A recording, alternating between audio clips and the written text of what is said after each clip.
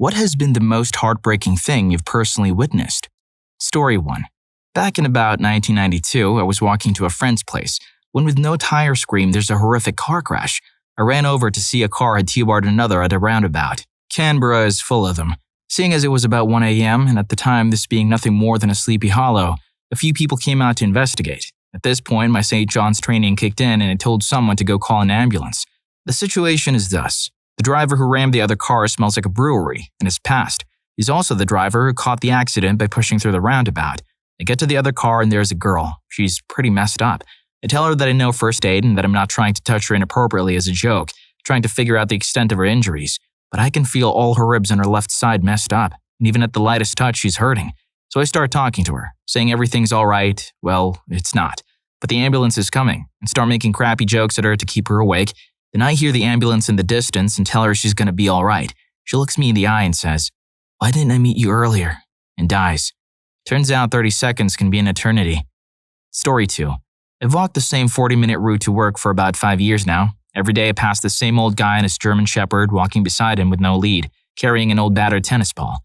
I figured he went to the corner shop for morning paper, whatever. Anyway, a few months ago there was no dog, and the guy was carrying the tennis ball and has done ever since. Oh, damn. Dog stories scare me all the time. The fact that he carries the ball without the dog makes it sadder. Someone get this man a new best friend, please. Story 3. My mother died in July 2009 from a massive heart attack. She was in the hospital for a few months because of many health issues, and her cancer had come back. I remember laying on the couch the morning she passed because I had fallen asleep the night before and kept hearing the phone ring. In my half-asleep stupor, I went upstairs. I remember thinking as I got into bed, wouldn't it be weird if it were the hospital calling? I laid in bed and just listened as the phone rang again. I thought my dad would pick it up because he had a phone in his room, but he was out cold. I finally got out of bed because I couldn't get back to sleep and answered it. Someone from the hospital was indeed calling and asked for my dad. I knew exactly what they were about to tell him. I just went upstairs, knocked on his door, and handed the phone over to him. I then went downstairs and sat with my brother, who had fallen asleep on the other couch, and I felt absolutely numb because I knew what news was coming. My father came downstairs and just said that my mother was gone. We had to go to the hospital. My brother and I got dressed. We all left to go pick up my older brother at his apartment. We just drove there in silence. We arrived, met a nurse, and they took us to her room. My little brother and I sat on the other side of the curtain because neither of us could bear to see the body. The older brother and father stepped around the curtain, and the nurse pulled the sheet from my mother's face. The next sound I heard was the most heart-wrenching as my father let out a soul-numbing scream and started crying. I could hear his heart breaking in that scream, which broke mine as well. To this day, it is the worst sound I've ever heard in my entire life, and I still hear it whenever I think of that day. You know how if you cry when reading something on Reddit, it's usually a single man tear, no noise? Yeah, that's me right now. Story 4. My grandmother died last October. She was the only one of my grandparents I've known.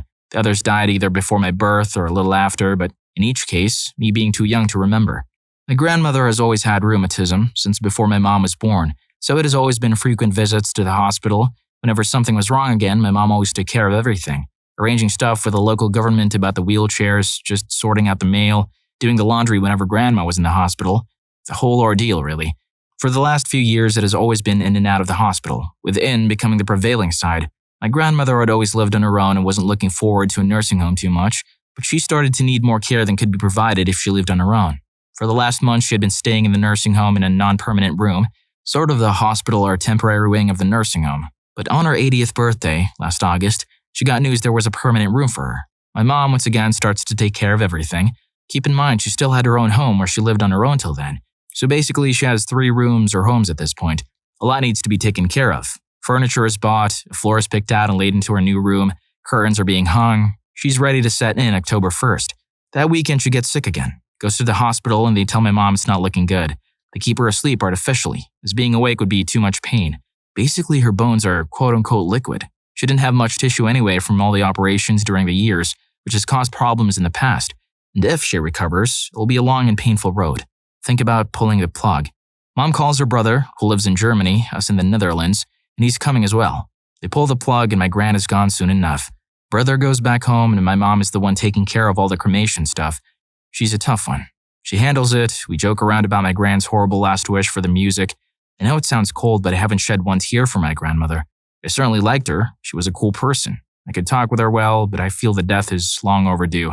I've seen my mom struggle over the years. I know this is for the best for everyone. If Gran would have recovered anyway, what would have been the use of keeping her alive? So we're at the funeral cremation, and my mom is holding up by taking care of some last errands. Are the flowers there? Is the music set? How about the coffee? The relatives are sitting there waiting for the big show to start. We're all just sitting there kind of quiet till we're instructed to take our seats. We're there. The show starts. My mom did a beautiful job with arranging everything, and that's it. She just can't hold it together anymore. My mother isn't one to cry. We get mad. We might yell, we might smash a few glasses if we're really frustrated, but not this. I'm just sitting there feeling like I don't even belong there. My mom cries and I can't help but cry about her pain. Now my grandma, who looks pretty surreal in her coffin, I just wanted to poke her. I've never touched a dead body. How would it feel? Would it be truly that cold? The body doesn't really look like my gran. Grandma had more wrinkles. I know they used makeup, but I don't know. I see all the sad faces around me. My dad's sitting a row behind me. He's having a hard time as well. He has his hand on my shoulder and I'm thinking, you're the one who needs the hand more than I do. But seeing my mom cry, that true pain, that is what hits me. Gran has been gone since October now. We still need to spread the ashes. My mom's plan was to do it at her former house, which was sort of a community where she lived for almost 20 years, one of the original first residents. Gran's ashes are still somewhat stuffed away behind the radiator since my mom hasn't found the time yet, or the weather hasn't been nice enough. We forget about it, we put it off, we joke about it, and laugh about how my gran always thought the world revolved around her and that it's her time to wait now. I dread the day we have to spread the ashes. I said that I want to be there as well, not because it means so much, but I don't want my mom to go through it alone. Even if I can't do anything, I want to be there for her, you know? Man, that pain, her crying, ouch. The mom is pretty cool. Now it's grandma's time to wait. You mentioned you wanted to poke her, did you? Hey, also, if you didn't know yet, me and a couple of my friends just launched Rufus Rugs. Premium, custom hand-tufted rugs. Maybe you're just a fan of Naruto and want to show it off. Or maybe you just love Pokemon and want bus toys on display for everyone. Either way, we can make almost anything. So hit the first link in the description to learn more. Story 5. 2 of my friends in college were high school sweethearts. Due to a freak heart malfunction, the guy suddenly died while we were sledding my sophomore year. The girl remained close with his family, still calling his parents, mom and dad. 10 years later, she was finally getting married to a new guy, but invited her high school sweetheart's parents as they were still close. The parents sat in the back row. The father shook with sobs as he watched the wedding that should have been his son's. Story 6. I was driving down my street one day. There was a dead bunny in the road. Right next to it, there was another bunny, just looking at the dead one. I had somewhere to be, so I couldn't stop. About 3 hours later, I'm coming home and still, the bunny's looking at the dead one, in the exact same spot. I can't be sure, but I have a feeling he never moved. I went home and got some lettuce and walked back to the bunny. I was sure he was going to bolt, but he stayed still. I sat down, gave him some lettuce, and talked to him. He ate the lettuce almost absent-mindedly, just staring at the dead bunny. You could almost see the sadness in the little guy's eyes. After about 10 minutes, I decided to give him some privacy. As I got up to go, I noticed in the mess that was the dead bunny were what looked like little baby bunnies. The poor thing had been pregnant. I cried as I walked home. The next day, the road people had gone the dead bunny, and the guy I gave lettuce to had gone. Broke my heart. Story 7. It was about 2 a.m. on a rainy Monday night, and I was driving home through empty suburbs in Sydney. Suddenly, I turned into a smallish road and was blocked off by an ambulance. I was about to reverse and find another way when I saw 2 paramedics bring out an old lady on the trolley who was very much dead. Those 3 were followed by a very old man, probably 80 plus, who followed behind trying to hold the woman's hand. He was bawling, falling over himself, getting soaked by the rain and shouting. He was shouting, "She's my soulmate. What do I do now? What am I supposed to do?" Something about an older, proud man brought to their knees kills me. That's sadder than the Mr. German Shepherd story. He was lucky enough to find someone to grow old with. They'll be together again, hopefully not too soon though. Story 8. I was 8 or 9, riding in the back seat of my dad's car on a really rainy day, heading home from my grandma's house.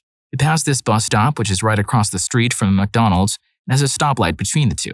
We're stopped at a red light next to this bus stop, and I'm watching this father and son trying to cross the street to get to the stop with their bag of McDonald's in the heavy rain with no umbrella. The dad let the kid run ahead so he could get under the little shelter thingy before a light turned and they wouldn't be able to cross safely. So the dad is stuck on the other side of the road as the cars start to move. The poor guy gets hit with a tidal wave from a car passing him, completely soaks his food to the point where the bottom of the bag fell out. I will never forget the look of defeat he had on his face, standing there soaking wet, having just lost his and his son's dinner. But then they still had to wait for the bus. I think that was the first time I ever empathized with someone I didn't know. I felt so terrible for him. Oh man, this thread has been messing with me. I was actually preparing for the worst.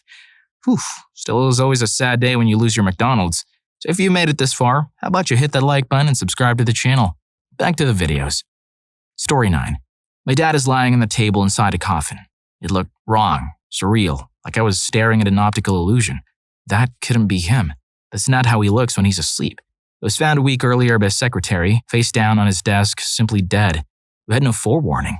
My mom broke the news to me while she was huddled in a blanket after school, saying Dad had some heart trouble last night, but the doctors couldn't save him.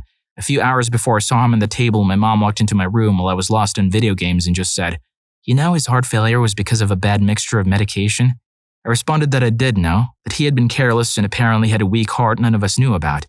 "Well," my mom started, "it was intentional." She left it at that.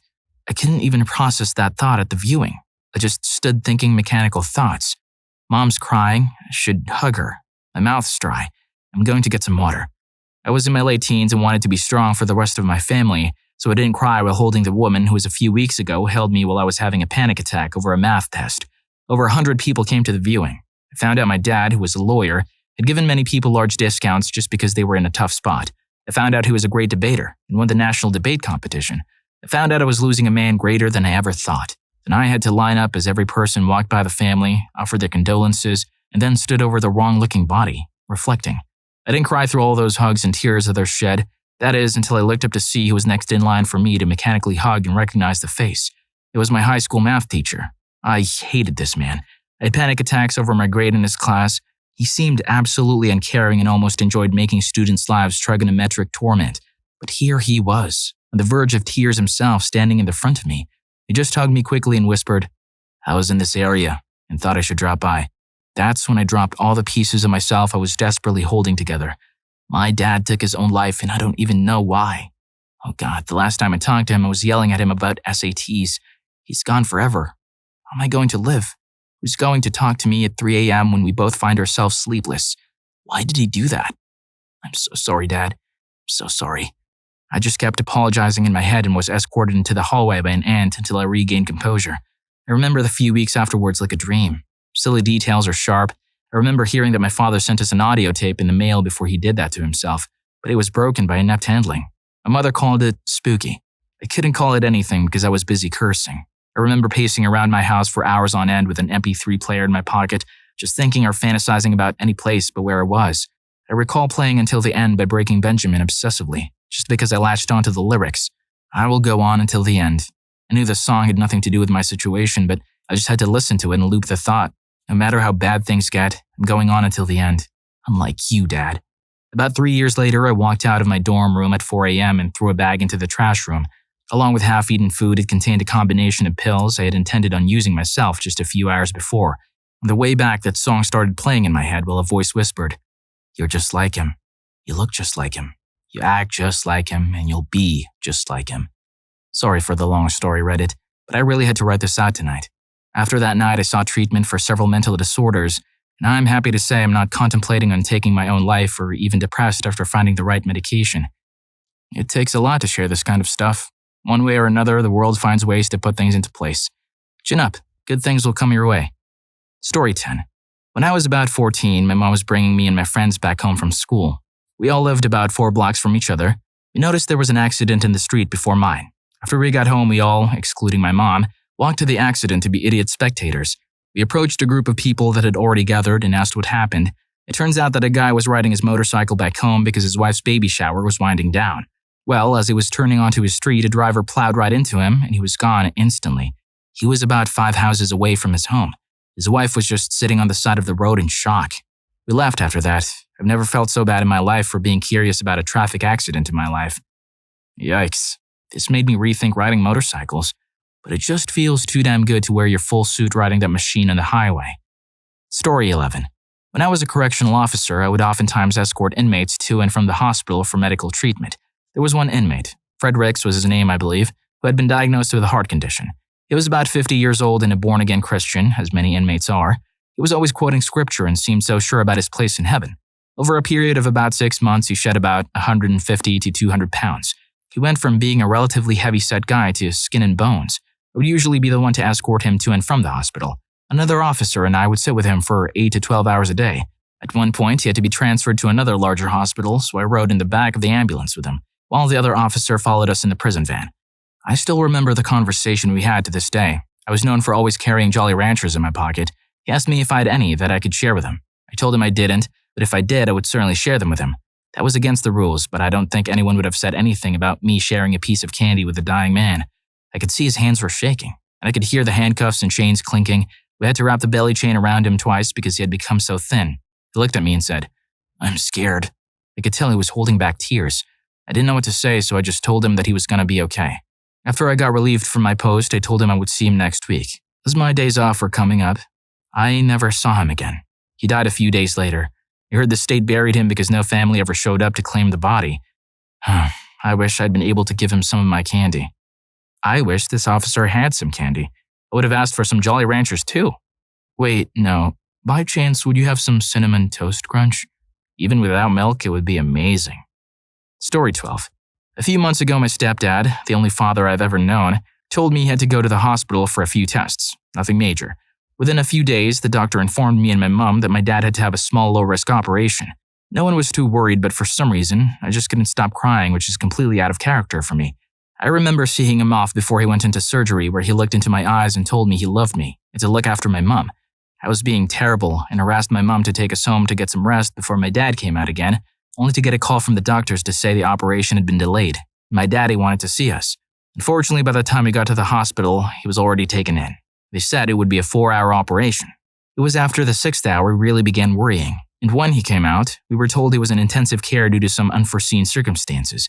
We waited by his side for days until eventually, very early in the morning, I watched his heart monitor flatline and his lips turn blue.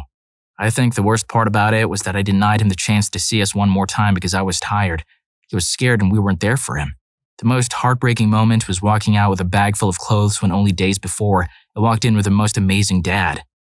Man, most of these stories are super sad and really hard to listen to. It makes me want to give my dad a hug. Story 13. I had been friends with a girl named Alice as long as I remember. Our parents were neighbors and also really close. We both had big families with lots of siblings and we were the oldest kids, so we kind of clicked in every way. She was my first best friend. So it was Christmas time in 2004. I was visiting her. We were talking about how she had a crush on my brother and other usual things that 13-year-old girls would talk about. I was drawing a horse for her. She loved horses, and I loved drawing. It was a nice evening. Then we started talking about what we got for Christmas. I don't remember if I got anything special, but she got a vacation to Thailand. I was so envious that she got to go to Khao Lak with her family, but I was happy for her. I wished her a wonderful trip. After a few days, there was a tsunami. Both parents died. 2 of her siblings were never found. She and her small sister barely survived. The double funeral for her parents was heartbreaking. I remember the moment when 2 daughters walked behind the coffin to the altar, the look in Alice's face. I lost my breath. She wasn't the same anymore. She had lost everything. There she was saying goodbye to her parents while comforting her little sister, who didn't understand what was happening. She didn't have the chance to say goodbye to her baby brother or to her other sister. She didn't even cry. That was the last I saw of her. She moved to another country to live with her grandparents. I did send her a few letters, with drawings of horses and saying how my brother is also missing her. She never answered. I think of her every time I visit my parents and see their house. I have a lot of good memories of us there, but I don't know where she is now. I can only hope that she and her sister are doing all right. I hope you found this video interesting, and if you did and still have time, you might want to check out What's the Most Hurtful Thing You've Overheard About Yourself by Accident? Story 3 will get to you. See you there.